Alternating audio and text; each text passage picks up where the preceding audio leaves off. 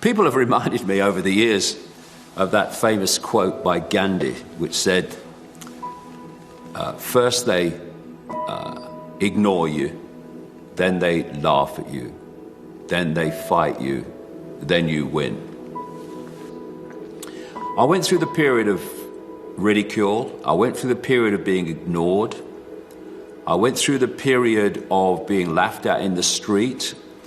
And now it's completely changed. Instead of being laughed at in the street around the world, I'm stopped in the street to talk seriously about the information.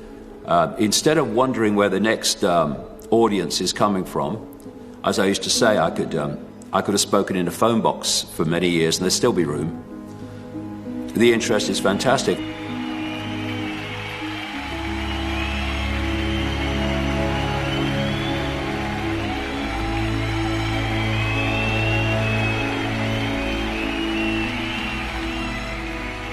People are just waking up, which is amazing. And I think it's becoming more obvious now. I think as the agenda is obviously going nearer and nearer and nearer to the end goal, it's just opening itself up and it's becoming more and more obvious. That's encouraging massively. People aren't buying it anymore. They're not buying the official explanation of everything. And just more and more people are mistrusting of their mainstream media sources and their politicians and so on, because they've been given so many examples over the years that they can't be trusted. I feel the genie's out of the bottle and it's not going back. We had a tax imposed in the 1980s by Margaret Thatcher called the poll tax.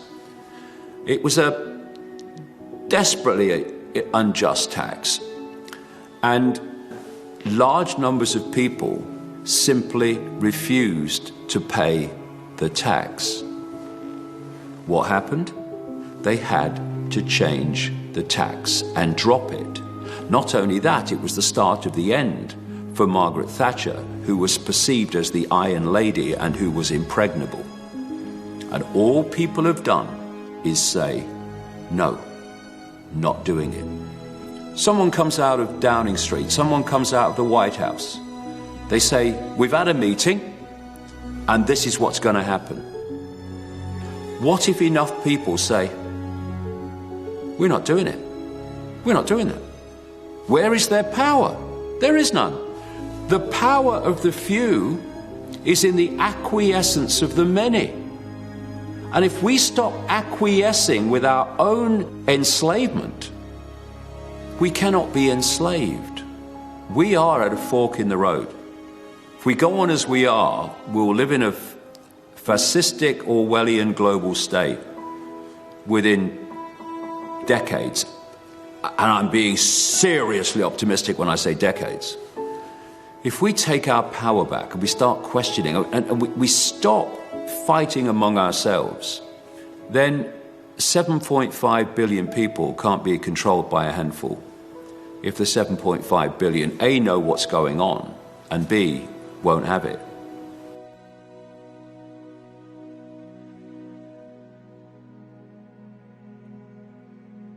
My whole life has been synchronistic when I look back. Amazing coincidences leading me in certain directions.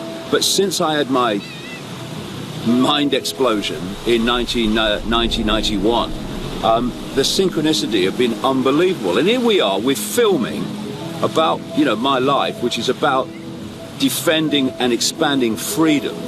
We've come onto the pier where I stood as a kid watching steam trains go past. And there's some kids here on the beach, and look what they're writing in the sand. Freedom! Freedom! It's freedom!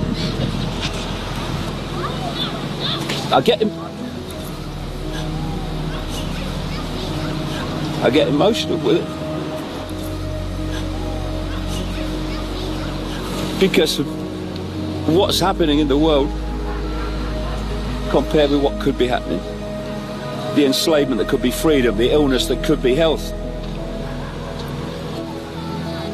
That's what drives me on, knowing what it could be. I can see it, traveling around the world and seeing people awakening seeing through the bullshit, seeing through the hoax, seeing through the manipulation, which is what is holding us in servitude. And the kind of people that are seeing it, former system people who you'd never think would see it, young people are seeing it, people in their latter years are seeing it. There's something happening. There's something happening. This is just something simple like this. It's just so freaking symbolic of where we are going, and we must not stop until it happens. I mean, what kind of world are those kids going to live in if we go on as we are? But we're not going to. Much as that will distress those that wish it to happen. Good. There is an end game, and it's here. That drives me on. That gets me up in the morning every day to go on pounding this out. It's what gets me, on planes all the time, going around the world talking. And if you look at the history of the world, it's renegades, by that definition, that are the only people that have ever changed anything. Martin Luther King was a renegade. Gandhi was a renegade. Over and over again, across all the institutions, you've had medical renegades and scientific renegades, political renegades, and they're always the ones that change anything. Why? Because they're challenging the status quo. It's the only way we're going to change anything. The world needs renegades, and it needs them now, and it needs them fast.